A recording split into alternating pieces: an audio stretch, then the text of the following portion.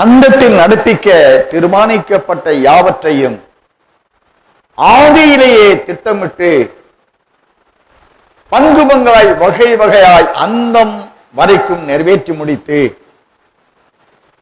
அந்தத்தில் உள்ள அவருடைய நீதிமானை சேர்த்துக் கொள்ள வர இருக்கின்ற மனவளனாகிய கர்த்தராகிய இயேசு கிறிஸ்துவின் அளவற்ற புண்ணியங்களினாலே இந்த நாட்களில் அந்தத்தில் நடப்பிக்க தீர்மானித்த தேவன் யார்? ஆதி முதற்கொண்டு அந்தத்தில் உள்ளவர்களில் ஆதியிலே அவர் தெரிந்தெடுத்து அந்தத்தில் நடப்பிக்கப்பட வேண்டிய காரியங்களை அவர்களை கொண்டு நடப்பிக்க தெரிந்து கொள்ளப்பட்ட பரிசுத்தவான்கள் யாவரையும் அவர் நித்தியவாசிகளாக அவரோடு வாழ இரக்கம் செய்ய காத்திருக்கிற தேவாதி தேவனுடைய அன்பை இந்த நாளில் நாம் தியானம் செய்ய முடிவான காலத்தில் நம்மை சந்திக்க சேர்த்து கொண்டவர்களை நித்தியத்தில் அவரோடு வாழ திட்டமிட்ட தேவன் யார்? நான் வெளிப்படுத்தின விசேஷம் 1ஆம் அதிகாரம் 17-18 வசனங்களை வாசித்து தியானம் செய்து கர்த்தரை வரிக்கின்ற ஆயத்தமாக தேவன் இறக்கம் செய்வார்கள். வாசிக்கலாம். வெளிப்பட 1:17-18 வசனங்கள்.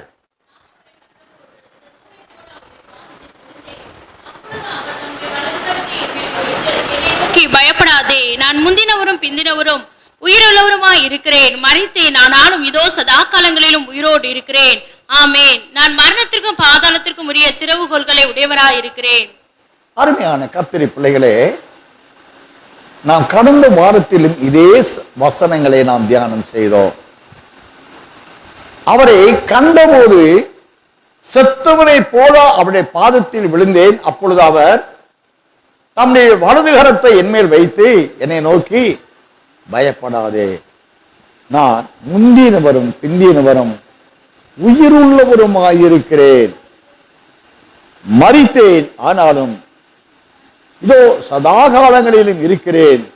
ஆமே, நான் மரணத்திற்கும் பாதாளத்திற்கும் உரிய திறவுகோல்களை உடையவராயிருக்கிறேன் என்று திவ்ய வாசனாய் யோவானுக்கு அறிவித்ததை நாம் வாசித்து கடந்த வாரத்தில் தியானம் செய்தோம்.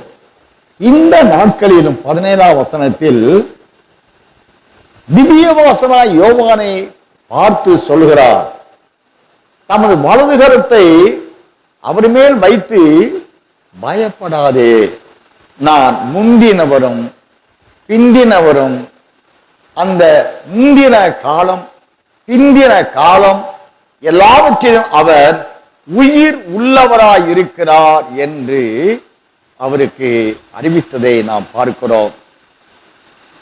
முந்தின காலத்தில் பிதாவாக இருந்த நாட்களில் உயிருள்ளவராய் இருக்கிறார். பிந்தின காலத்தில் கிருபையின் காலத்திலும் இயேசுவாய் வெளிப்பட்டு அவர் உயிருள்ளவராக இருக்கிறார். ஆக 18ஆம் வசனத்தில் நாம் வாசிக்கிறோம், சதா காலங்களிலும் உயிரோடு இருக்கிறேன் என்று மறுபடியும் யோவானுக்கு அவர் கட்டளையிட்டதை அல்லது அறிவித்ததை பார்க்கிறோம். தான் யார்? அவர் முந்தினவரும் பிந்தினவரும், அவருடைய சதா காலங்களிலும் அவர் உயிரோடு இருக்கிறவர்.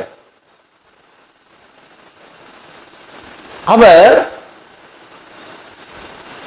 இருக்கிறவராக இருக்கிறேன் என்று யாத்திராகமத்திலே மோசேயிடம் அவர் சொல்கிறார்.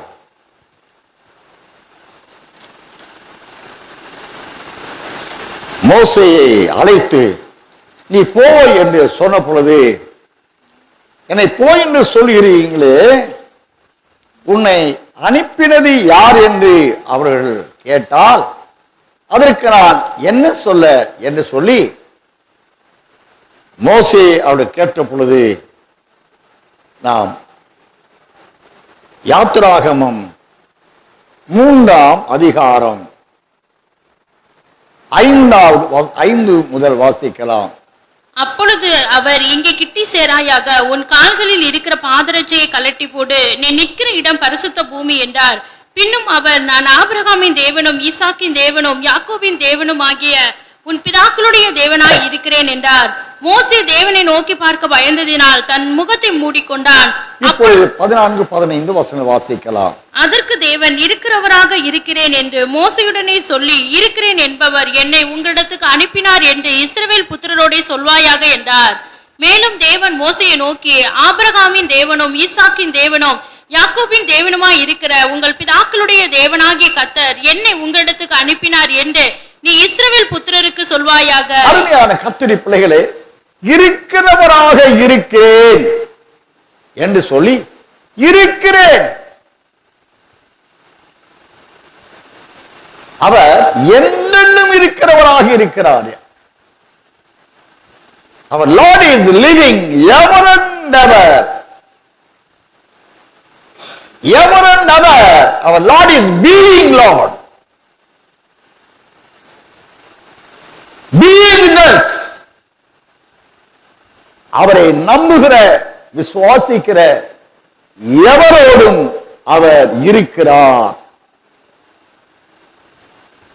நல்ல அன்பினால் சொல்லுகிறார் மோசேயிடம், நான் இருக்கிறேன் என்பவர் உங்களிடமா என்னை அனுப்பினதாக சொல்ல என்று சொல்லுகிறார்.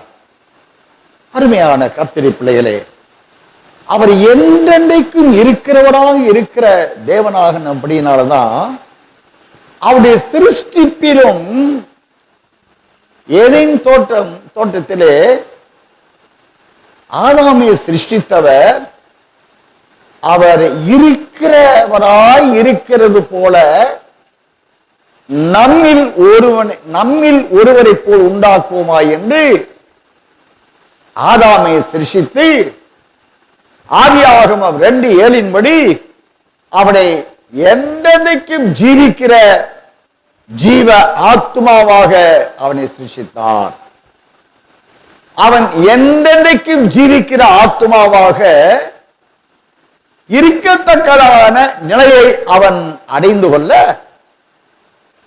தேவன் ஆதியாகமம் 1ஆம் அதிகாரம் 25 முதல் 27 வசனம் வாசிக்கிறோம். அவர்களை தேவ சாயலாக உண்டாக்கினார். என்றென்றைக்கும் மரிக்காத ஒரு ஜீவனுள்ள தேவனுடைய சுதந்திரவாளிகளாய் பிள்ளைகளாய் மனமாட்டியாய் ஒருவர் தகுதியடைய வேண்டும் என்றால் அவர் இருக்கிற வண்ணமாக எவர்கள் பூமியிலே இருக்கிறார்களோ அவர்கள் மாத்திரம் அவரோடு என்னென்னைக்கும் இருக்கிறவராக இருப்பார்கள். அது நிமித்தமாகவே ஆதாமை சிருஷ்டித்த ஒன்றானமே தேவன்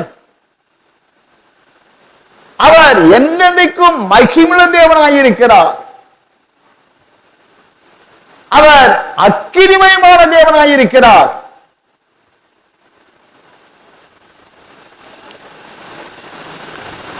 அவர் மகிமையின் தேவனாயிருக்கிறார்.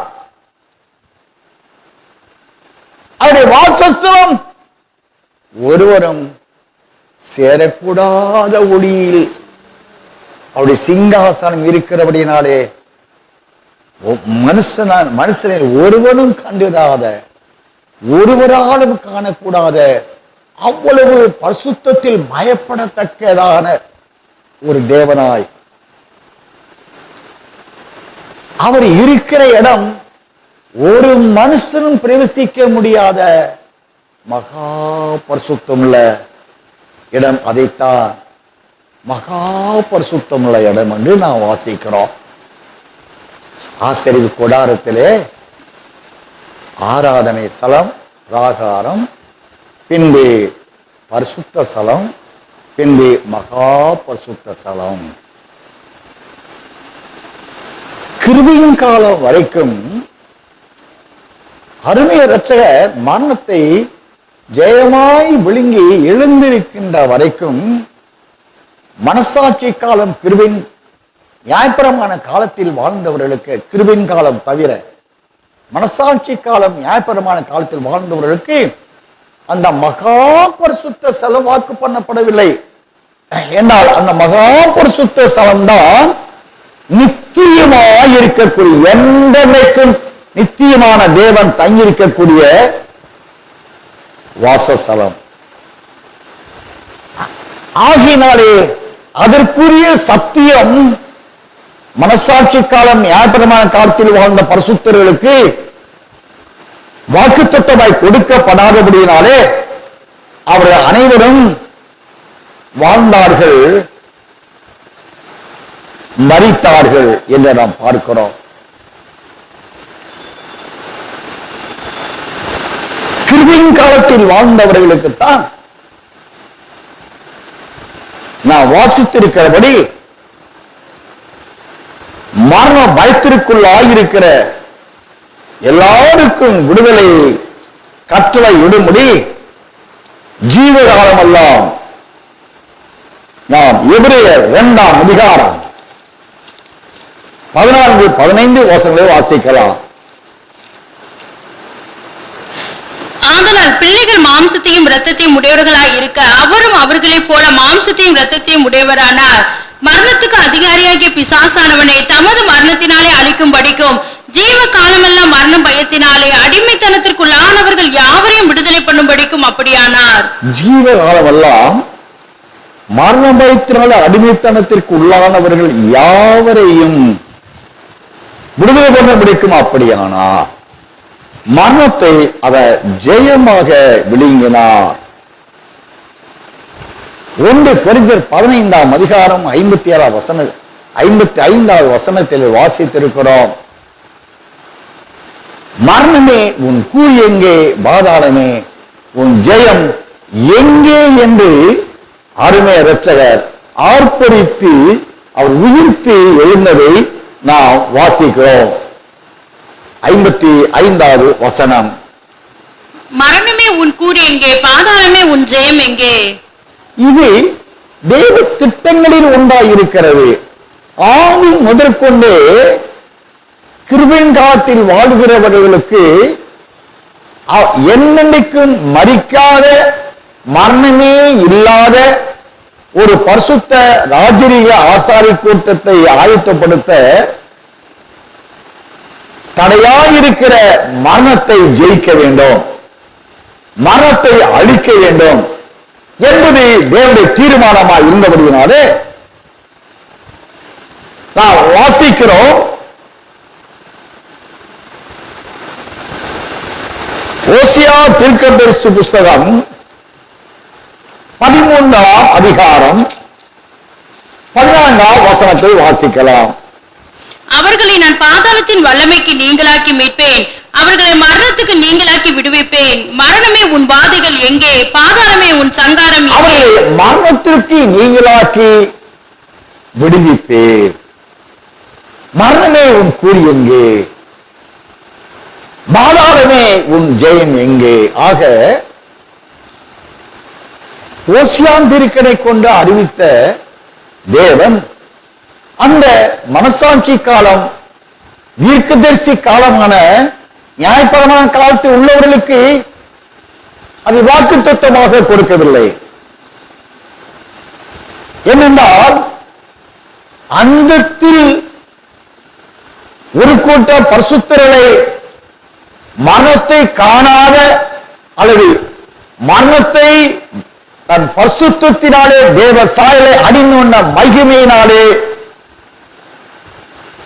பிதாவுடைய மகிமை அணிந்து கொண்டபடியினாலே கர்த்தராகிய இயேசு கிறிஸ்துவின் மகிமை அணிந்து கொள்வதற்குரிய சுவிசேஷத்தினாலே அவர்களை தன்னை சிருஷ்டித்தருடைய சாயலுக்கு ஒப்பான ஒரு பசுத்த கூட்டமாய் அல்லது மனவாட்டியாய் ஆயத்தப்படுத்த இவர் ஆதியிலே திட்டம் கொண்டபடியினாலே எபிரேயர் 2ஆம் அதிகாரம் வாசித்தபடி 14-15 வசனங்களிலே ஜீவகாலமெல்லாம் மரண பயத்தினால் அடிமைத்தனத்திற்கு உள்ளானவர் யாவரை விடுதலை பண்ண முடிக்கும். அப்படியானார் என்றால் மரண சாசனத்தை எழுதினவர் அந்த மரண சாசனத்திற்குள் தன்னை ஆட்படுத்திக் கொண்டு அதை ஜெயமாக விழுங்குகின்ற பொழுதுதான் அந்த ஜெயம், மரணத்தை ஜெயித்த ஜெயம் உயிருள்ளதா இருக்கும். அது நடைமுறைப்படுத்தப்பட்டதா இருக்கு. இல்லாவிட்டால் ஏற்படுத்தப்பட்டது மனுக்குலத்திற்கு பயனற்றதாக போய்விடும். ஆகினாலே மரணம் மனிதனால் உண்டானது. அதே மனுஷனாக இயேசுவாய தேவன் அவதரித்து ஜீவகாலமெல்லாம் கிருபையின் காலத்திலே மரணத்தை குறித்த பயத்தோடு இருக்கிறவர்களுக்கு விடுதலையை கொடுத்து மரண சாதனத்தை ஜெயித்து மரணமில்லாதவர்களாய் ஆயத்தப்படுத்தி என்றால் மகாபரிசுத்த ஸ்தலத்திலே இவர் அங்கு இருக்கிறவர்களுக்கு வாக்குத்தத்தம் பண்ணப்பட்டது நித்திய ஜீவன். 1 யோவான் 2ஆம் அதிகாரம் 25 நித்திய ஜீவனை உங்களுக்கு தருவேன் என்பது அவர் நம் செய்த வாக்குத்தத்தமாக இருக்கு. அப்ப அந்த நித்திய ஜீவன் உள்ள இடம் எதுங்க? மகாபரிசுத்த ஸ்தலம். அந்த மகாபரிசுத்த ஸ்தலத்தை குறித்து அப்போஸ்தலர் கொண்ட ஆங்காங்கே தேவன் எழுதி வைத்திருக்கிறார். நாம் 1 தீமோத்தேயு 6ஆம் அதிகாரம் 15-16 வசனங்களை வாசிக்கலாம்.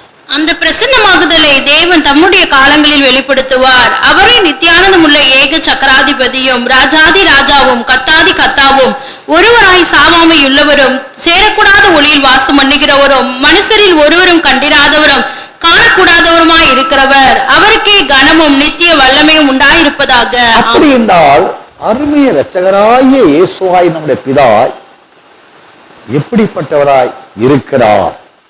ஒருவராய், 3 கடவுள் அல்ல, பிதா குமாரன் பரிசுத்தாவி என்ற 3 கடவுள் அல்ல, ஒருவராய், மூவரும் ஒன்றானவராய், மூவர் ஒருவரானவராய் மனுக்குல மீட்புக்கு பிதா குமாரனாக வெளிப்பட்டு பாவ மன்னிப்பை கொடுத்தார். பாவ மன்னிப்பை பெற்றுக்கொண்டவர்களுக்கு அவருடைய தேவனுடைய ஆவி பரிசுத்தாவியானவராய் செயல்பட்டு அவர்களை ஆவிக்குரிய சாயலை அணிந்து கொள்ள அவர்கள் ஆயத்தப்படுத்துகிறார். இந்த மனுக்குல மீட்பு நிறைவு பெறுகிற வேளையிலே மூவர் ஒன்றாகி விடுகிறார்கள். நித்தியத்திலே 3 கடவுள் அல்ல, நித்தியத்தில் ஒரே கடவுள். அதைத்தான் சொல்லுகிறார், ஒருவராய் ஒரே ஒரு தேவன். அந்த ஒரே தேவன் எப்படிப்பட்டவர்? சாவாமை உள்ளவர், மரணம் இல்லாதவர். அதைத்தான ஒன்று வெளிப்படுத்திய 1ஆம் அதிகாரம் 17-18 வசனங்களிலே சதா காலங்கள் உயிரோடு இருக்கிறேன் என்று வாக்கு பண்ணுகிறார். அவர் சாவாமை உள்ளவர். அடுத்தாற் போல இப்படிப்பட்ட தேவன் இருக்கக்கூடிய இடம் எது? சேரக்கூடாத ஒளியில் வாசம் பண்ணுகிறவர். யாரும் அங்கு சேரக்கூடாது, சேர முடியாது. மனுஷரில் ஒருவரும் கண்டிராதவரும் காணக்கூடாதவருமாக இருக்கிறவர். மனுஷர், அவரை சிருஷ்டிக்கப்பட்ட மனுஷரில் ஒருவரை அவர் பார்க்க முடியாது. அதன் நிமித்தமாக தான் மோசே உம்முடைய முகத்தை பார்க்கணும்னு விண்ணப்பித்த பொழுது நீ பார்த்தால் உயிரோடு இருக்க மாட்டாய் என்று முதுகை காண அவருக்கு அனுமதி கிடைத்தது மோசேக்கு. அப்ப அவர் ஒருவரானவர், மரணமே இல்லா சாவாமை உள்ளவர், என்றென்றைக்கும் ஜீவிக்கிறவர். ஒரு வாசமாயிருக்கிற அந்த மகா பரிசுத்த ஸ்தலத்தில் இருக்கு சிங்காசனம் இருக்கு. அந்த சிங்காசனம் ஒரு மனுஷனை சேர முடியாது. அப்படிப்பட்ட மகா பரிசுத்த ஸ்தலம். மனுஷரில் ஒருவரும் அவரை காண முடியாது.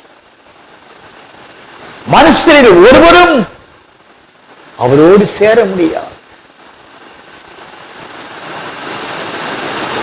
ஒருவரும் கண்டுடாத, ஒரு மனுஷனால் காணக்கூடாதவர். இப்படிப்பட்ட மகிமையின் தேவன் சொல்லுகிறார். வெளிப்படுத்தல் 3ஆம் அதிகாரம் 20-21 வசனங்களை வாசிக்கலாம். இதோ வாசற்படியிலே நின்று தட்டுகிறேன். ஒருவன் என் சத்தத்தை கேட்டு கதவை திறந்தால் அவனிடத்தில் நான் பிரவேசித்து அவனோட பூஜனம் பண்ணுவேன், அவனும் என்னோட பூஜனம் பண்ணுவான். நான் ஜெயங்கொண்டு என் பிதாவுடைய சிங்காசனத்திலே அவரோட கூட உட்கார்ந்தது போல ஜெயங்கொள்ளுகிறவன் எவனோ அவனும் என்னுடைய சிங்காசனத்தில் என்னோட கூட உட்காரும்படிக்கு அருள் செய்வேன். அருமையான கர்த்தருடைய பிள்ளை, இப்படிப்பட்ட பயப்படத்தக்க பரிசுத்தமுள்ள தேவன் மனசாட்சியின் காலத்திலோ புதிய நியாயப்பிரமாண காலத்திலோ அல்ல கிருபையின் காலத்தில் வாழுகிற பூர்ண பரிசுத்தம் அடையாத ஜனங்களோ ஒருவராலும் காணக்கூடாதவர், காணவே முடியாதவர், பார்க்க முடியாது என்றா இவர்களை தேவன் பார்க்க முடியாதபடி, இவர்கள் தேவனை பார்க்க முடியாதபடி இவர்கள் இருவருக்கும் நடுவாக பிரிவினை உண்டாக்குகின்ற சாத்தான் உண்டாக்கப்பட்ட பாவம் இருக்கிறது. அந்த பாவம்தான் மரணத்தை உண்டாக்கினது மனிதனுக்கு. நாம் ஏசாயா தீர்க்கதரிசி புஸ்தகம் 59:1 என்று வாசிங்களேன். இதோ ரட்சிக்க கூடாதபடிக்கு கர்த்தருடைய கை குறுகி போகவும் இல்லை, கேட்க கூடாதபடிக்கு அவருடைய செவி மந்தமாகவும் இல்லை. உங்கள் அக்கிரமங்களை உங்களுக்கும் உங்கள் தேவனுக்கும் நடுவாக பிரிவினை உண்டாக்குகிறது.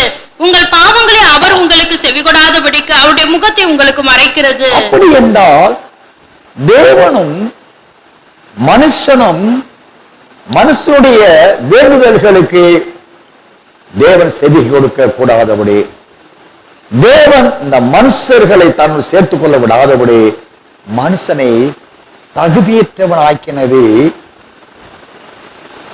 இவன் செய்த பாவம், அக்கிரமமே. அப்போ இவைகளை முதல் நீக்கணும். அதுக்காக கிருபாதார வழியாய் படைத்தார் என்பதெல்லாம் நாம் அறிந்தவர்களாய் இருக்கிறோம். அந்த கிருபாதார வழியாக தன்னை அர்ப்பணித்துக் கொண்ட ஆண்டவர்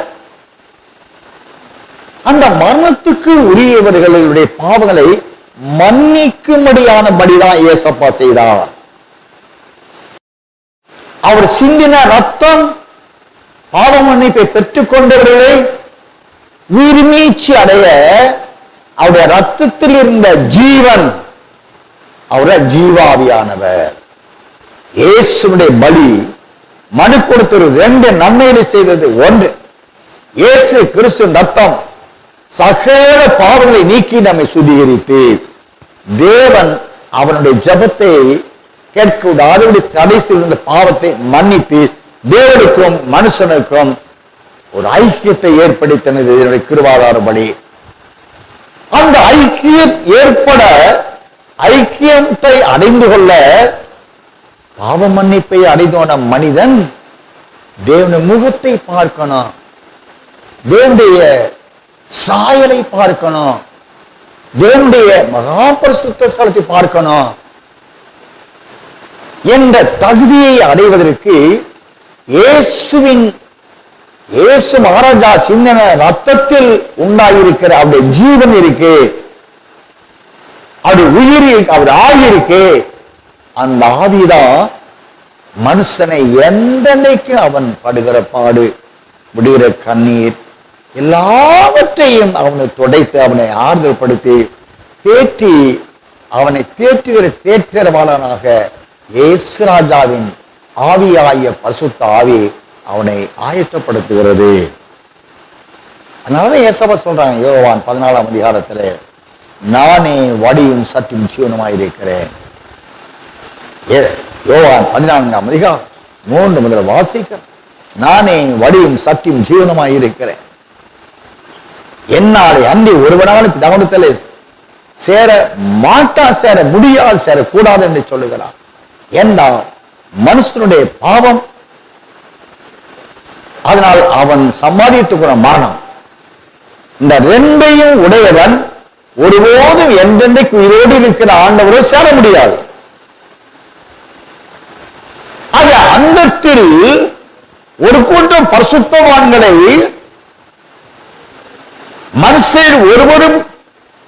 மனுஷர் ஒருவரும் காணக்கூடாதவரும் காண முடியாதவருமான அன்பு பிதாவை இப்ப மனுஷன் பார்க்கணும். தேவன் அவனோடு உறவாடணும், உலாவணும். மறுபடியும் யோவான் 14ஆம் அதிகாரம் 1 வசனம் வாசிக்கிறான். உங்கள் இருதயம் கலங்காதிருப்பதாக தேவனிடத்தில் விசுவாசமாய் இருங்கள், என்னிடத்திலும் விசுவாசமாய் இருங்கள்.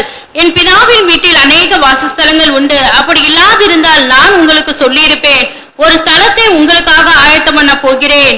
நான் போய் உங்களுக்காக ஸ்தலத்தை ஆயத்தம் பண்ணின பின்பு நான் இருக்கிற இடத்திலே நீங்களும் இருக்கும்படி நான் மறுபடியும் வந்து உங்களை என்னிடத்தில் சேர்த்துக் கொள்ளுவேன். வீட்டில் அநேக வாசஸ்தலம் இருந்தாலும் இந்த அங்கத்தை சார்ந்த ஒரு கூட்ட பரிசுத்தர்களை என் பிரியமே, என் தூபவதியே, பழுதொன்றும் இல்லாதவளே என்று அழைக்கத்தக்கதான அந்த மனவாட்டியான ஒரு கூட்டத்தை, சபையை தன்னோடு சேர்த்து கொள்ள வர இருக்கிற ஆண்டவர் நான் எங்கே 2 இடத்துல வாக்கு பண்ணுகிறாருங்க. யோவான் 14ஆம் அதிகாரம் 2ஆம் வசனம் வாக்கு பண்ணுகிறார். யோவான் சுவிசேஷம் 17ஆம் அதிகாரம் 24, 25 வசனங்களை கூட வாசிங்களேன்.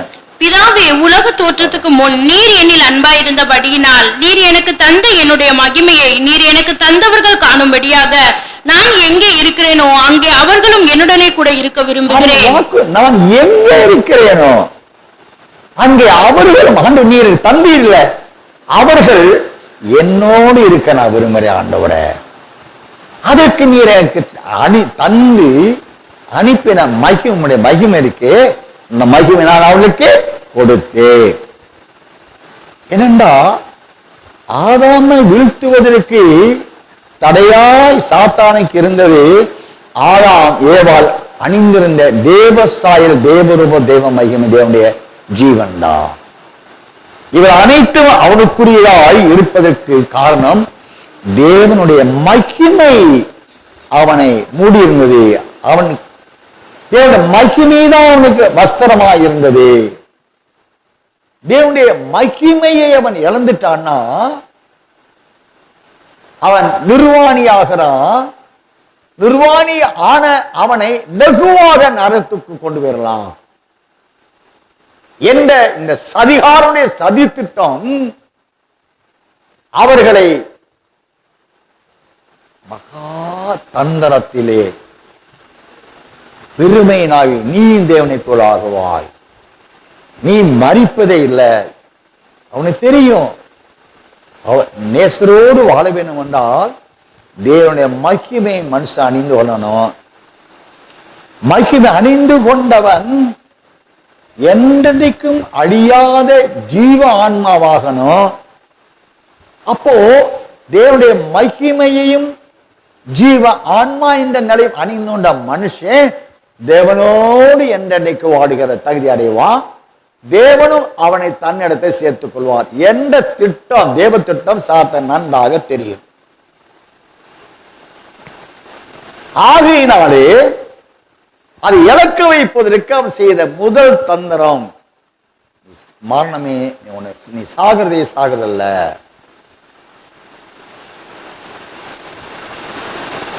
நீ தேவனை போல் ஆய்விடுவ.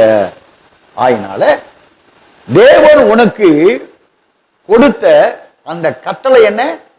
விளக்கப்பட்ட கனியை புசிக்க வேண்டாம் சொன்னார் இல்லையா? நீ புசி. அப்ப தேவனுடைய வார்த்தையை ஏற்றுக்கொள்ளாத ஒரு மனுஷனை, ஏற்றுக்கொள்ளாத ஒரு சந்ததியை, தேவனுடைய சத்தியத்திற்கு செவி கொடுக்காத அறிவார்கள், ஆனால் முற்றிலுமாக அதற்கு அர்ப்பணிக்க விரும்ப மாட்டார்கள். நீங்க 2 தெசலோனிக்கேயர் 1ஆம் அதிகாரம் 7வது வசனம் வாசிங்க. தேவனை அறியாதவர்களுக்கும் நம்முடைய கர்த்தராகிய இயேசு கிறிஸ்துவின் சுவிசேஷத்திற்கு கீழ்ப்படியாதவர்களுக்கும் நீதியுள்ள ஆக்கினையை செலுத்தும்படிக்கு கர்த்தராகிய இயேசு தமது தேவனுடைய தேவனை அறியாதவர்களுக்கு இயேசு கிறிஸ்து தான் மெய்யான தேவன் நன்றாக தெரியும். ஆயினால மனுஷனை எந்த அளவுக்கு இயேசுதான் தேவன் என்பதை அறிய விடாதபடி ஒரு கூட்டத்தை தடுக்கிறார். அதை மீறி இந்த ஜனங்களில் இயேசுதான் ஜீவன தேவன் என்று அறிந்து விட்டால் அவருடைய கட்டளை கற்பனைகளை கீழ்ப்படிய விடாதபடி தடுப்பான். ஏன்னா அவருடைய கட்டளைக்கு கீழ்ப்படிஞ்சாச்சுன்னா பூர்ண பரிசுத்தராக மாறுகிறாங்க, மகிமை அணிந்து கொள்கிறாங்க, மறுவத்தை அணிந்து கொள்கிறாங்க. இயேசுவை தன் வழியாக, இயேசுவை தன் ஜீவனாக, இயேசுவை தன் சத்தியமாக வசனமாக ஏற்றுக்கொண்டு விடுகிறபடினாலே இவர்கள் மரிக்காமல் இருப்பாங்க. ஆகையினால் மரணத்தை உண்டாக்கணும். அதுக்கு ஒரே ஒரு வழி, தேவனுடைய வசனத்தை ஏற்றுக்கொள்ள விடாதபடி, அறிய விடாதபடி, அவருக்கு கீழ்ப்படி விடாதபடி தடுக்கணும். இந்த காரியத்தை செய்கிறவர்களுக்கு நான் வாசித்த 2 தெசலோனிக்கேயர் 1:7 இந்த 3 காரியங்களுக்கு கீழ்ப்படிந்தவர்களை தேவன் நியாய தீர்ப்பு கொடுக்க வரப்போகிறார். இவர்கள் தேவனுடைய சிங்காசனத்துக்கு முன்பாக நியாய தீர்ப்பு அடைகிறார்கள். ஆயினாலதான் வேத பல இடத்துல வாசிக்கிறான். வெளிப்படுத்தின விசேஷம் 22:7 வாசிக்கிறான். இந்த தீர்க்க தரிசன வசனங்களை கைக்கொள்ளுற மனுஷன் பாக்கியவான். வெளிப்படுத்தி 22:14 வாசிக்கிறான். ஜீவ விருட்சத்தின் மேல் அதிகாரம் உள்ளவர் ஆவதற்கும், நகர வாசலபடியா நகரத்துள் பிரவேசிக்க வாசலபடியா பிரவேசிப்பதற்கும் அவருடைய கட்டளை கற்பனைகளை கைக்கொள்ளுற மனுஷன் பாக்கியவான். யோவான் 10 சொல்லுகிறார், என்னுடைய வார்த்தைக்கு, என்னுடைய சப்தத்தை நீங்கள் செவி கொடுத்தபடியால் உங்களுக்கு நித்திய ஜீவனை தருகிறேன். உங்களை என் பிதாவுடைய உள்ளங்கையிலே வரைந்து வைத்திருக்கிறார். ஒருவனும் அவருடைய கரத்திலிருந்து உங்களை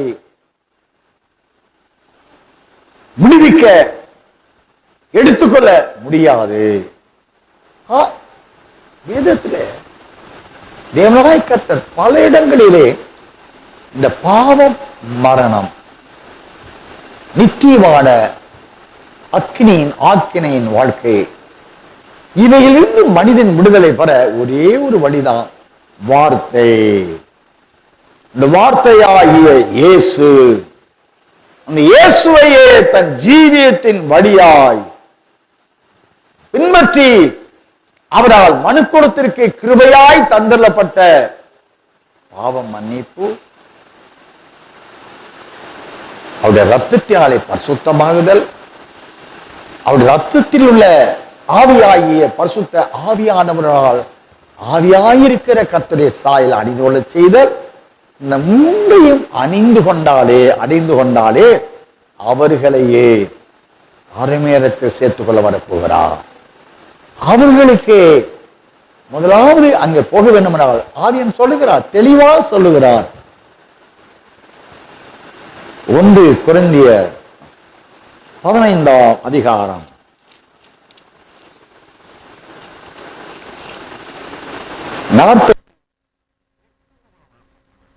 மண்ணானவன் எப்படிப்பட்டவனோ மண்ணானவர்களும் அப்படிப்பட்டவர்களே, வானத்துக்குரியவர் எப்படிப்பட்டவரோ வானத்துக்குரியவர்களும் அப்படிப்பட்டவர்களே.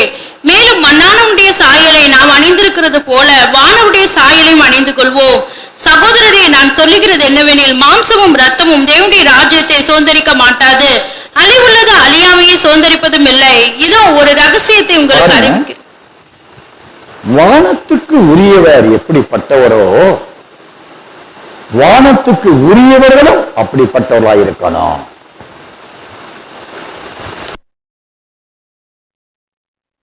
பின்கால பரிசுத்தர்களுக்கு தேவனால் அருளப்பட்ட வாசஸ்தலம், நான் எங்கே இருக்கிறேனோ அங்கே அவர்கள் என்னோடு கூட இருக்க அருள் செய்வேன். நான் வெளிப்படுத்தல் 3:20 நான் கதவை தட்டுகிறேன், ஒருவன் என் சத்தத்திற்கு செவி கொடுத்து கதவை திறந்தால் நான் அவனோடும் அவன் என்னோடும் இருந்து போஜனம் பண்ணுவோம். அப்படின்னா ஒரே மேஜை போஜனம் பண்ணுவோம். 21 வசனத்துல அந்த போஜனம் பண்ணக்கூடிய இடம் எதுங்க? பிதாவுடைய சிங்காசனம். நான் ஜெயம் கொண்டு பிதாவின் சிங்காசனத்தை சுதந்திரித்து அமர்ந்து கொண்டது போல ஜெயம் கொள்ளுகிறவன் எவனோ அவனும் என்னோட கூட சிங்காசனத்தை அமர அருள் செய்வேன். அப்போ ஜெயம் என்றால் எது? மனிதனுடைய வாழ்க்கையிலே மரணத்தை வரிசிக்க அக்னி கடல் போக வைக்க சாத்தான் பண்ணது மாம்சத்தின் கிரியைகள். அந்த மாம்சத்தின் கிரியைகளாகிய பாவம், உலகம், இவையில் உண்டாக்குற பிசாசு, இவர்களை இந்த அவர்களுக்கு கொடுத்தான ஒரு பரிசு, பாவ பரிசு மரணம். இந்த மரணத்துக்குரியவர்கள் சதா காலங்களில் அழுகையும் பற்கடிப்புட இரண்டாவது அக்கினி கடல் போட அந்த பாதாளம் என்ற அக்கினி கடல். நீங்க பாவத்தையும் மாம்சத்தையும் உலகத்தையும் மரணத்தையும் ஜெயிச்சிட்டீங்கன்னா நிச்சயமாக நீங்க மகிமை இங்கேயே அணிந்து கொள்ள முடியும். நான் 2 வாரத்துக்கு முன்னாடி அடியான் செபித்துக் கொண்ட பொழுது அன்று அதிகாலை வேளையிலே என் பிரியமே என் ரூபவதியே என்று தேவன் கூப்பிட்டார். என் பிரியமே என் ரூபவதியே, அது எங்க இருக்கு? உணர்பாட்டு 4ஆம் அதிகாரம் 1ஆம் வசனம், 7ஆம் வசனம், 10ஆம் வசனம், பல இடத்துல இருக்குங்க. உணர்பாட்டிலேயே ஏறக்குறைய 9 இடத்துல என் பிரியமே என் ரூபவதியை பலதொன்றும் இல்லாதவளே என்று தேவன் பூர்ண பரிசுத்தவான்களை கனப்படுத்துகிறார். அவருக்கு பிரியமானவங்க ஏதேன் தோட்டத்துல அவருக்கு பிரியமானவர்களாக உண்டாக்கப்பட்டவரை சாத்தான் அவனுக்குரியவர்களா மாற்றி போட்டான் இல்லையா? இப்ப அவனால் போடப்பட்ட பாவனை ஜெயித்தவர்களை ஆண்டவர் தனக்கு பிரியமானவர்களாக ஏற்றுக்கொண்டு என் பிரியமே என் ரூபவதியே பழுதொன்றும் இல்லாதவனே. அருமையான கர்த்தருடைய பிள்ளைகளே, வேதாகமம் முழுவதிலும் பார்த்தா அவருடைய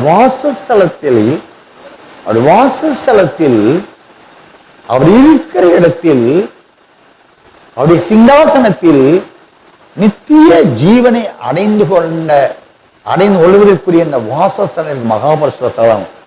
அந்த ஸ்தலத்திலே பிரவேசித்தவர்கள் மரிக்காத நிலையில் இருந்தவர்கள் தான் பிரவேசித்தார்கள். நான் வேதத்திலே ஆதியாகமம் 5ஆம் அதிகாரம் ஏனோக்கு 23 ஆதியாகமம் 5:23 வாசி. ஏனோக்குடைய நாளெல்லாம் 365 வருஷம் ஏனோக்கு தேவனோட சஞ்சரித்து கொண்டிருக்கையில் காணப்படாமற் போனான். தேவன் அவனை எடுத்துக்கொண்டார். பாருங்க, ஏனோக்குடைய நாளெல்லாம் 365 வருஷம். இந்த காலம் முழுவதிலும் தேவனோடு ஏனோக்கு 300 வருஷம் தேவனோடு சஞ்சரித்து வந்தார். ஏனோக்கு தேவனோடு சஞ்சரித்துக் கொண்டிருக்கையில் காணப்படாமற் போனான். தேவன் அவனை எடுத்துக்கொண்டார். காரணம் என்ன? நீ எபிரேயர் 11ஆம் அதிகாரம் 5ஆம் வசனம் வாசிங்க. விசுவாசத்தினாலே ஏனோக்கு மரணத்தை காணாதபடிக்கு எடுத்துக்கொள்ளப்பட்டான். தேவன் அவனை எடுத்துக்கொண்டபடியினாலே அவன் காணப்படாமற் போனான். அவன் தேவனுக்கு பிரியமானவன் என்று அவன் எடுத்துக்கொள்ளப்படுவதற்கு முன்னமே சாட்சி பெற்றான். பாருங்க, அவன் எடுத்துக்கொள்ளப்படுவதற்கு முன்பாகவே ஏனோக்குவை தேவன் எப்படி ஏற்றுக்கொண்டாங்க? அவருக்கு பிரியமானவனாக ஏற்றுக்கொண்டார். 300 வருட காலங்கள் ஏனோக்கு தேவனுக்கு பிரியமானவனாய் தேவன் ஏற்றுக்கொண்டபடியினாலே அவன் தேவனால் எடுத்துக்கொள்ளப்பட்டான். தேவனால் அவருடைய மகாபுருஷ ஸ்தலத்திலே அமர சிலாக்கியத்தை பெற்றார். அதே நல்லதாங்க மனமாட்டியானவள் மனமாட்டியாக தங்களை நீதிமான்களாய் பரிசுத்தர்களாய் ஒப்புவித்துக் கொண்டவர்கள் எவர்களோ அவர்களை தேவன் சாட்சி கொடுக்கணுங்க. அன்றைக்கு ஏனோக்கு ஒரு சாட்சி கொடுக்கிறாரே, தேவனுக்கு பிரியமானவன் ஆகையினாலே அவன் எடுத்துக் கொள்ளப்பட்டான். அதே கான்செப்ட் தான் இந்த மனமாட்டியானவளை குறித்து தேவன் எவர்களை என் பிரியமே என்று பகுதியே என்று அவர் அழைக்கிறாரோ அந்த சப்தத்தை யார் கேட்கிறார்களோ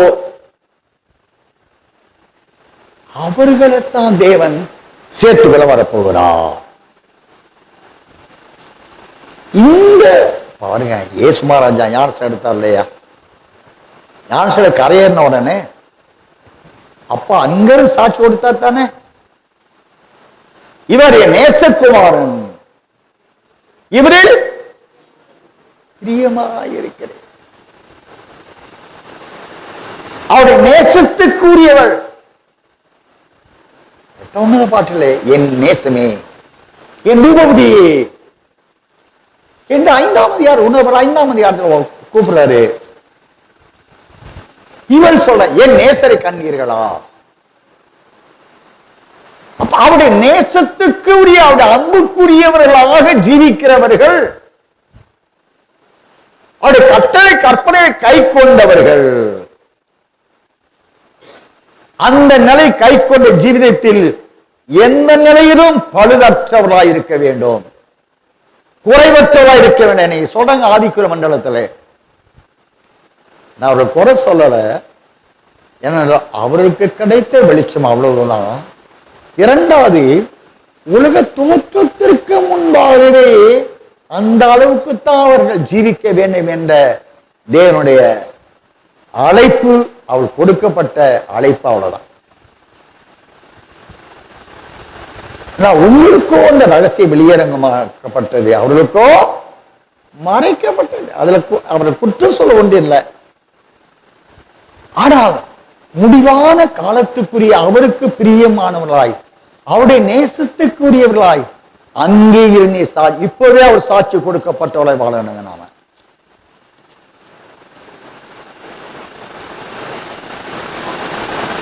அருமையான கர்த்தருடைய பிள்ளைகளே, அருமைய இரட்சகர் உயிர்த்தெழுந்தார். அப்பொழுது பேதுரு, யாக்கோபு, யோவான், மரியாள், கிளையப்பா மரியாள், யோவனா மரியாள், மகதலேனா மரியாள், இந்த 4 மரியாளுகளும் சென்று கல்லறையில் அவர் பார்க்க போனாங்க, தேடுறாங்க. மரியாள் கேட்கிறாங்க, அத மகதலேனா மரியாள், ஏன் நேசரை கண்டீர்களா, என் ஆண்டவரை கண்டீர்களா? அப்போ ஆண்டவர் சொல்லுகிறார், அந்த தூதன் சொல்லுகிறார், அவர் உயிர்த்தெழுந்தார், அவர் இங்கே இல்லை, அவர் உயிர்த்தெழுந்தார். உயிர்த்து எழுந்தவரை மரித்தோரிடத்தில் தேடுகிறது என்ன? மரித்தோர்னா நரகத்துக்கு போறவங்க, நரகத்துக்கு போகிறவர்களிடத்துல உயிர்த்தெழுந்து அவர் தேவனுடைய மகிமையை அணிந்து கொண்டவர்கள் மத்தியிலே அவர் இருக்க, அவர் இப்படி தேவனாயிருக்க ஆனவரே தேடாம கல்லறையில போட்டு தேடுறது என்ன? அருமையான கர்த்தருடைய பிள்ளைகளே, தேவன் இன்றைய நாட்களிலேயே எவர்கள் அவருக்கு அவர் நேசத்துக்குரியவர்கள், அவருடைய கட்டளைகள் கற்பனைகளை கை கொள்ளுகிறவர்கள் எவர்களோ அவர்களை இப்பொழுது சாட்சி கொடுக்கிறவராய் இருக்கிறார். நீங்க 2 ராஜாக்களின் புஸ்தகம் 2ஆம் அதிகாரம் 11ஆம் வசனம் வாசிங்களேன். அவர்கள் பேசிக்கொண்டு நடந்து போகையில் இதோ அக்கினி ரதமும் அக்கினி குதிரைகளும் அவர்கள் நடுவாக வந்து இருவரையும் பிரித்தது. எலியா சுழல் காற்றிலே பரலோகத்திற்கு ஏறி போனான். அருமையான கர்த்தருடைய பிள்ளைகளே,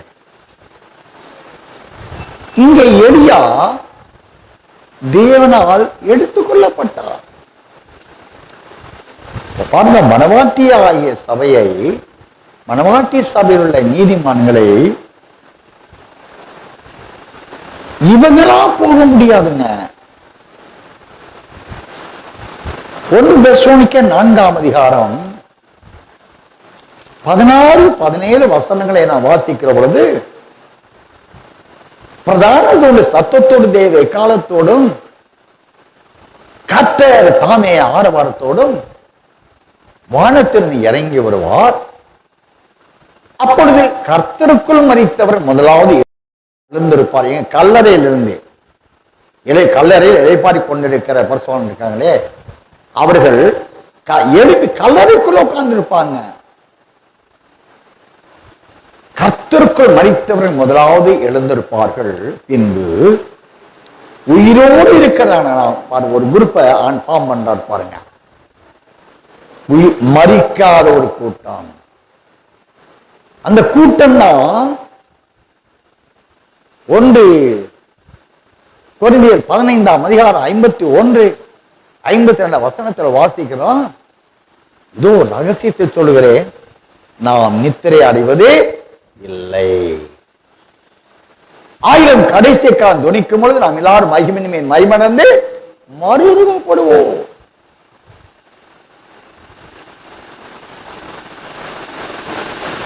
அருமையான கர்த்தருக்குள் அருமையான ரட்சகர் சொல்லுகிறார்.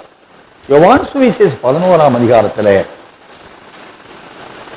அவர் லாசரு மரித்த நிலையிலே அவருடைய சகோதரி கேட்கிறார், ஆண்டவரே, நீர் இங்கே இருந்திருப்பீரானால் என் சகோதரன் மரித்திருக்க மாட்டானே என்று கேட்கிறார். ஆண்டவர் என்ன சொல்கிறார்? உன் சகோதரன் மரிக்கல, ஒருவன் என்னை விசுவாசித்த அவன் மரித்தாலும் பிழைப்பான், ஒருவன் என்னை விசுவாசிக்கிறவர்களில் மரிக்காமலும் இருப்பான். இந்த வசனம் எடுத்து வாசிங்க. யோவான் 11ஆம் அதிகாரம் 25. இயேசு அவளை நோக்கி, நானே உயிர்த்தெழுதலும் ஜீவனுமாய் இருக்கிறேன். என்னை விசுவாசிக்கிறவன் மரித்தாலும் பிழைப்பான், உயிரோடு இருந்து என்னை விசுவாசிக்கிறவன் அவனும் என்றென்றைக்கும் அறியாமலும் இருப்பான். உயிரோடு என்னை விசுவாசிக்கிறவன் இத என்னைக்கும் நித்தியத்தில் வாழ்வதற்குரிய அந்த சம்பத்தை, அந்த பொக்கிஷத்தை எங்கெங்குதான் சம்பாதிக்க முடியும்? உயிரோடு பூமியில வாழக்கூடிய காலத்திலேயே. சில சொல்லுவாங்க, செத்தோடு பார்த்துக்கிறாங்க அப்படிவாங்க, கல்யாணம் முடிஞ்சவோடு பார்த்துக்கலான்னு, வேலை கிடைச்ச பார்த்துக்கலான்னு சொல்லுவாங்க. அப்படி அல்ல. உன் ஜீவகாலம் அல்ல, பூமியிலே நீ உயிரோடு இருக்கும் உன் ஜீவகாலம் அல்ல,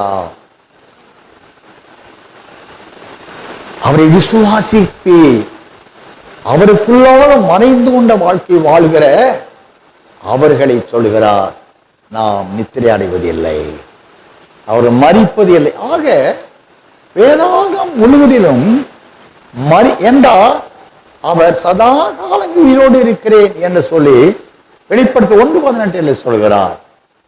அப்போ சதா காலங்களில் உயிரோடு இருக்கிற அந்த தேவனுடைய வாசஸ்தலம் மகா பரிசுத்த ஸ்தலம். அந்த அக்கினிமயமான நதி அவர் சிங்காசனத்திலிருந்து புறப்பட்டு போகிற அந்த சிங்காசனத்தில் நாம் அமர வேண்டுமென்றால், மரணமே இல்லாத அந்த மகா பரிசுத்த ஸ்தலத்தில் அவரோடு கூட நான் போஜனம் பண்ணுகிற வாழ்க்கை வாழ வேண்டுமென்றால், அவரோடு கூட இந்த சிங்காசனத்தில் அவர் மடியிலே அமர்ந்து கொண்ட வாழ்க்கை வாழ வேண்டுமென்றால், முதலாவது வெளியரங்கமான முதல் பரீட்சை, முதல் டெஸ்ட் மரணத்தை விளங்கணும். அப்படின்னா பாவம், உலகம், மாமிசம், பிசாசு, மரணம், இவைகளை ஜெயிச்சிட்டாலே பாதாளம் நமக்கு வராது. இந்த 5 காரியங்களை நீ ஜெயிக்கல, ஆட்டோமேட்டிக்கா அக்கினி கடன பாதாளம் வந்துடும். இந்த சத்தத்தை கேட்கிற அருமையான கர்த்தருடைய பிள்ளையே, எலியா எடுத்துக்கொள்ளப்பட்டார். ஏனோக்கு பிரியமாயிருந்தவன் என்று சாட்சி கொடுக்கப்பட்டபடியாலே அவனை தேவன் எடுத்துக்கொண்டார். எலியா தேவன் சொல்லுகிற இடத்துக்கள் சொல்லுகிற நிலைகளுக்கெல்லாம் அவர் கீழ்ப்படிந்தவரானார். அவர் நான் வாசிக்கிறோம் 2 ராஜாக்கள் 2ஆம் அதிகாரம் 2ஆம் வாசிங்களேன். எலியா எலிசாவை நோக்கி, நீ இங்கே இரு, கர்த்தர் என்னை பெத்தேல் மட்டும் போக அனுப்புகிறார் என்றான். அதற்கு எலிசா, நான் உம்மை விடுகிறதில்லை என்று கர்த்தரின் ஜீவனையும் உம்முடைய ஜீவனையும் கொண்டு சொல்லுகிறேன் என்றார். அப்படியே இருவரும் பெத்தேலுக்கு போனார்கள். அப்பொழுது பெத்தேலில் இருந்த தீர்க்கதரிசிகளின் புத்திரர் எலிசாவினிடத்தில் வந்து, இன்றைக்கு கர்த்தர் உனக்கு தலைமையாய் இருக்கிற உன் எஜமானை உன்னை விட்டு எடுத்துக்கொள்வார் என்பது உனக்கு தெரியுமா என்றார்கள். அதற்கு அவன், எனக்கு தெரியும், சும்மா இருங்கள் என்றான். பின்பு எலியா அவனை நோக்கி, எலிசாவே, நீ இங்கே இரு, கர்த்தர் என்னை எரிகோ மட்டும் போக அனுப்புகிறார் என்றார். அதற்கு அவன், நான் உம்மை விடுகிறதில்லை என்று கர்த்தருடைய ஜீவனையும் உம்முடைய ஜீவனையும் கொண்டு சொல்லுகிறேன் என்றான். அப்படியே அவர்கள் எரிகோவுக்கு போனார்கள். எரிகோவில் இருந்த தீர்க்கதரிசிகளின் புத்திரர் எலிசாவினிடத்தில் வந்து, இன்றைக்கு கர்த்தர் உனக்கு தலைமையாய் இருக்கிற உன் எஜமானை உன்னை விட்டு எடுத்துக்கொள்வார் என்பது உனக்கு தெரியுமா என்று அவனை கேட்டார்கள். அதற்கு அவன், எனக்கு தெரியும், சும்மா இருங்கள் என்றார். அருமையான கர்த்தருடைய பிள்ளைகளே, அருமை அன்பு பிதா எலியாவை முதலாவது பெத்தேலுக்கு போய் என்று சொல்லுகிறார். பெத்தேல் என்றால் தேவனுடைய வீடு, தேவனுடைய வாசஸ்தலம், தேவனுடைய ஆலயம். ஆலயத்தில் இருந்து வருகிற சத்தியத்துக்கு நீ ஒன்றரை கலந்த ஜீவிதம் செய். எலியா மாறுத்தரம் சொல்லாதபடி பெத்தேலுக்கு போனார். அடுத்தாற் போல எரிகோ. எரிகோ என்றால் சாபத்தீடானது. அதனால தேவன் எரிகோ கோட்டையை தகர்த்தார். எரிகோ பட்டணத்தை, எரிகோ பட்டண மக்களையும் தனது தீயின அக்கினியால் அவனை அழித்தார். சாபம் எரிகோ. ஆக இந்த உலகத்திலே பெத்தேல் என்ற தேவனுடைய வாசஸ்தலமாய் ஆலயத்துக்கு போ, அங்கே தேவனை ஆராதி. அப்படி ஆராதிக்கிற உன்னுடைய வாழ்க்கையிலே நீ எரிகோவின் மத்தியில் நீ போயிரு. எரிகோ போ அப்படின்னா பாடுகள், கண்ணீர், கவலை, பாவம் நிறைந்த உலகம், அநியாயம் நிறைந்த மக்கள், இவர்கள் மத்தியிலே நீ போ என்று எலியாவை சொல்ல போனான். அதை காட்டிலும் நீங்க பாருங்க, யோர்தானை போன்னு சொல்றார். மறுபடி யோர்தான் என்றால் புரண்டு வருகிற யோர்தான். சிவந்த சமுத்திரமாவதுங்க ஆண்டவர் பிளக்கப்பட்டது.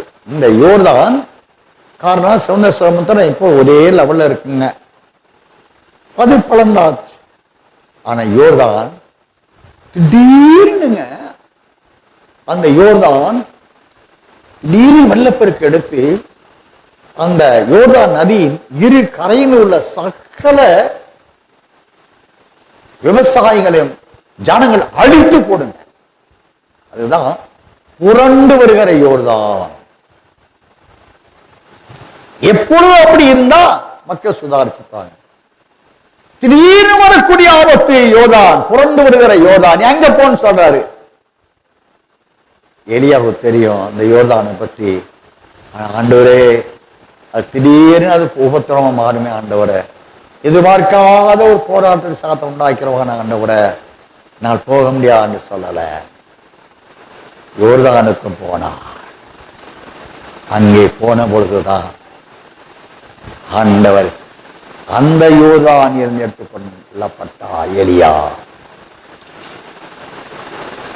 ஆவிக்குரிய வாழ்க்கையிலே சீயோன் போவது முதலாவது பெத்தேல் என்ற அவர் வாசமுள்ள ஆலயத்திலே நாம் அங்கமாக வேண்டும். இன்னைக்கு இருக்கக்கூடிய ஆராதனைகள்லாம் நாம் நீங்கள் அறிந்தவர்களே, தேவன் வாசமுணுகிற, யாக்கோபு சொப்பனத்தில் தேவன் வாசமுணுகிற ஒரு வாசஸ்தலம், அதுக்கும் சீயோனுக்கும் உரிய ஏணி இருந்ததே, அதுதான் பெத்தேல், ஏல் பெத்தேல். தேவன் தங்கி இருக்கிற இடம். அந்த கல்லாகிய சபையில் இருக்கிறவர்கள் ஏறி வரத்தான் அங்கே ஏணி என்ற ஊழியம், சத்தியம். அந்த சத்தியமாய ஏணி வழியாய் வருகிறவர்களைத்தான் அருமரட்சகர் வந்து அழைத்து செல்வார். இதத்தான் யாக்கோபு சொப்பனம் பார்த்தார். அதனால பெத்தேல் போ, எங்கே தேவ வாசம் அவசரிப்படாத. அந்த சபை போலாமா, இந்த சபை போலாமா, ஆண்டோட கேளுங்க. ராஜா நீ எங்கே வாசமாயிருக்கிறீர் சொல்லுங்கப்பா, நான் அங்க போறப்பா. அவர் எங்கே உங்களை, சப்போஸ் நான் வாதத்துக்கு சொல்றேன், மனவ சபை போகாதுன்னு வர வேண்டாம். அந்த சபை அங்கப்பா, அங்கதான் தங்கி அங்க போங்க, எனக்கு சொல்லுங்க, நானும் வரேன். நம்ம எல்லாரும் நம்முடைய நோக்கம் சீயோனு போகணும். அவருடைய சரீரமா சபையா இருக்கணும், பழுதொன்றும் இல்லாத மையமுள்ள சபையா இருக்கணும். அதுக்கு தேவன் எவரே, இது நம்மை சார்ந்தவல்ல, உலக சோத்திரம். எபேசியர் 1:4 வாசிங்களேன். தமக்கு முன்பாக நாம் அன்பில் பரிசுத்தம் உள்ளவர்களும் குற்றம் இல்லாதவர்களுமாய் இருப்பதற்கு அவர் உலக தோற்றத்திற்கு முன்னே கிறிஸ்துவுக்குள் நம்மை தெரிந்து கொண்டபடியே. பாருங்களேன், அவருக்கு முன்பாக நாம அன்பில் பரிசுத்தம் உள்ளவர்கள் குற்றமற்றவர்களாக இருக்க, இவர்கள் எப்ப தெரிந்து கொள்ளப்பட்டவங்க? தேவனால் உலக தோற்றத்திற்கு முன்பாக தெரிந்து கொள்ளப்பட்டவங்க இவங்க. அப்போ அவங்களை தேவன் கூட்டி சேர்த்த அவர்களுக்கு தான் அவர் இருக்கிற இடம் பெத்தேல். புதிய ஏற்பாட்டில் என் சரீரமான சபை, புதிய ஏற்பாட்டில் கல். இப்படி எல்லாம் அறிந்திருக்கிறோம் சத்தியம், நாம் அறிந்தவர்களே. ஆகையினாலே பெத்தேலாகிய தேவன் வாசம் பண்ணுகிற சபையில் நம்மை உண்மையாய் ஒப்பு கொடுத்து கொண்டோராய், அவரை ஆவியோடு உண்மையோடும் அவரை கண்டு தரிசிக்கின்றோராய் ஆராதிக்கும் ஆவிக்குரிய உன்னதத்தை சார்ந்த வாழ்க்கையிலே எரிகோ துன்மார்க்கர்கள் மூலமாய் வலுசற்போம், நம்மோடு போராடுவான், துன்மார்க்கர்கள் தூண்டி விடுவான். சாபத்தீடான வேலை நாம் எடுத்து நம்முடைய வாழ்க்கையிலே அதை பயன்படுத்த தூண்டி விடுவான். ஒரு எரிகோ வாழ்க்கை வாழ ஆண்டவர் சொல்றார், அது சாபத்தீடானது. எரியோ சாபத்தீடானது. கர்மியின் மகன் ஆகான், யோசுவாவுடைய வாழ்க்கை. கர்மியின் மகன் ஆகான் எரிகோவை அழிக்க, சாபத்தீடான எரிகோவை அழிக்க தெரிந்து கொள்ளப்பட்டவன் எரிகோவை அழிக்காமல் அழிக்கிறதோடு சென்று அங்கே எரிகோ பட்டணத்தில் நம்ம பாபிலோனிய சால்வையை எடுத்துக்கொண்டு அவற்றில் இருக்கிற வெள்ளி பாலத்தை எடுத்துக்கொண்டது ஒருத்தருக்கு யோசுவா தெரியாதுன்னு போச்சு வைக்கிறான். அதன் முடிவென்னாச்சு? கண்டறியப்பட்டு கல்லெறிந்து கொல்லப்பட்டான். கர்மியின் மகனாயாகான். சாபத்தீடானது எரிகோ. இந்த உலகத்துக்கு உரியவர்களை நீ அழித்து மகா பாபிலோனை அழிப்பதே தேவன் உன்னை அழைத்த அழைப்பின் நோக்கம். அதற்கென்று உன்னை ஒப்பு கொடுத்த ஜீவிதம் செய்யாமல் அவற்றிலேயே உன்னை ஐக்கியப்படுத்திக் கொள்வாய் என்றார். அசிரியா படையின் தளபதி நாகமா எலிசா வேண்டாம் என்று வெறுக்கிற அந்த காணிக்கை இவன் என்ன செய்ய? அது பிறகு எலிசா பிறகு இவன் தான் தீர்க்கதரிசி. அவன் முன்னாடியே போய் எலிசாவை வாங்கிட்டு வாங்கிட்டு வரான். அவனுடைய சந்ததி முழுவதும் துஷ்டரோகியானது. எப்படி ஆகான் கல்லெறிந்து கொல்லப்பட்டவனோ, பாபிலோனிய சால்வைக்கு இவன் ஆசைப்பட்டவனோ, அதே நிலைதாங்க. கேயாசி நாகமான் ரதத்துக்கு பின்னாடி ஓடுகிறான். நாகமான் ரதத்தை நிறுத்துறான். என்ன இல்ல இப்போதான் தூர தேசத்து ஒருத்தர் எங்க எஜமான்ட்ட தீர்க்க தேசம் வந்தாரு. அவர் இடத்துல பாபிலோனி சால் வாங்கிட்டு வர சொன்னாரு, கொஞ்சம் வெள்ளி பொருள் வாங்கிட்டு வர சொன்னாரு. உடனே கொடுக்கிறான். அது அவனுக்கு குஷ்டத்தை உண்டாக்கின. அவன் சந்ததி முழுவதும் குஷ்ட ரோகி ஆனார்கள். ஆனால் இந்த எலியாவுக்கு போன் சொன்னார், போனார். ஆனால் எரிகோவினால் தன்னை தீட்டுப்படுத்த அவர் இடம் கொடுக்கல. எரிகோவை ஜெயித்தார். அதன் பிறகு புரண்டு வருகிற யோர்தானை கண்டு பயப்படல. அதை மேற்கொள்ள, அதை கடந்து செல்ல அவர் கரையில் நின்ற பொழுதுதான் ஆண்டவர் அக்கினிமயமான குதிரைகளுடைய ரதத்தில் அவரை எடுத்துக்கொண்டார். அப்படின்னா பரிசுத்த ஆவியான, அக்கினிமயமான ஆவியானவர் பரிசுத்த ஆவியானவர். குதிரைன்னு சொன்னா மீட்பு. பரிசுத்த ஆவியானவர் அவரை மீட்டுக் கொண்டார். அப்படின்னா இந்த சத்தத்தை கேட்கிறார் இவன கர்த்தருடைய பிள்ளைகளே. ஏனோக்கும் எலியாவும் உயிரோடு எடுத்துக்கொள்ளப்பட்டு தேவனோடு வாழ இரக்கம் பெற்றார்கள் என்றால், ஒன்று தேவனுக்கு பிரியமானவனாய் தன் வாழ்நாள் அல்ல 365 ஆண்டு காலம் முழுவதும் ஏனோக்கு தேவனால் பிரியமானவன் என்று சாட்சி பகரப்பட்டவன். அதனாலே தேவன் அவனை எடுத்துக்கொண்டார். எலியா தேவன் எங்கே போக சொல்லுகிறாரோ, என்ன வேலை செய்ய சொல்லுகிறாரோ, என்ன ஊழியம் செய்ய சொல்லுகிறாரோ, எதை வீழ்த்த சொல்லுகிறாரோ, எதை எதிர்க்க சொல்லுகிறாரோ அதற்கு முற்றிலும், அது பெத்தேலாயிருந்தால் சரி, எரிகோவானால் சரி, யோதானாயிருந்தால் சரி, ஆண்டவர் சொன்ன வார்த்தைக்கு அப்படி கீழ்ப்படினவனால் மூன்றையும் ஜெயித்தார். தேவன் அவரை எடுத்துக்கொண்டார்.